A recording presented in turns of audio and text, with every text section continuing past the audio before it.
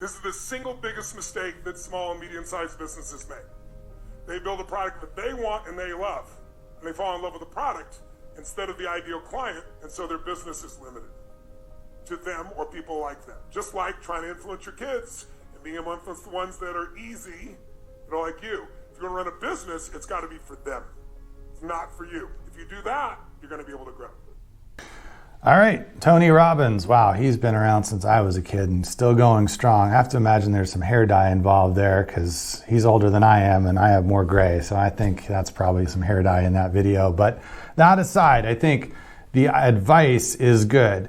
A lot of people, especially engineering types, tend to fall in love with the idea of building a product. And they spend a lot of time building, designing, tweaking, rebuilding a product, never stopping to really ask, is this something that everybody's going to want, and is it done the way that the mass market or the target audience is going to really appreciate, or is it just something that I think is amazing? And I have lots of stories from my early days working with startup founders and venture capital types, with people who are coming up with crazy ideas that they thought would be world-changing, and really the actual market for that product was probably like 3 people. One was them, the founder, and then maybe one to their mom and one to a buddy who bought it out of pity.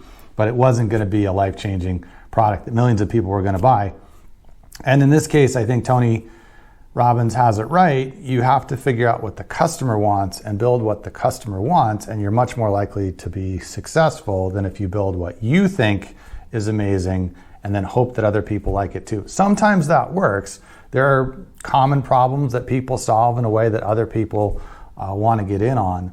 But if you really want to ensure that you're going to be successful, you've got to look at the customers you're planning to sell to and make sure that what you're building is really going to work for them. And then you have a much higher chance of success.